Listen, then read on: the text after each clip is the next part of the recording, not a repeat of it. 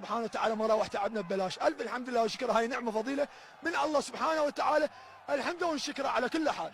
رحت للوالده ايش قلت لها؟ والله قلت له والله العظيم انا وقفت هناك بالقول احكيها ما بيني وبينه، والله قلت امه جايه ما فشلها، والله الله يحفظها. نزلت وطلعت، والله واحد ناداني قال طلعت، والله ذكرت علي ابو الحسن، ذكرته طلعته وقلت يا علي ورحت له. من البارحه افكر قلت الوالده راح تجي وتنتهي جزاءات، والله العظيم والله والله الله شاهد على كلامي من البارحه بيني وبين نفسي اقول تنتهي جزاءات.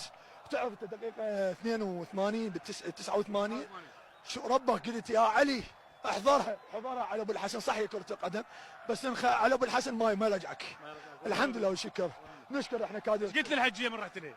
والله ما اعرف شو اقول لك، رحت لها فقد الوعي والله. شفتك فقد العافيه بالعباس رحت صعدت هيش ما ادري رحت هيش ليش. الحمد لله والشكر عايشه امي وفرحتها هذا الفرح. هي مره بيها سكر والوالد بيه سكر، الله يعطيهم الصحه والعافيه الله يعطيهم الصحه والعافيه ويحفظهم ان شاء الله الي ورفعت راسي.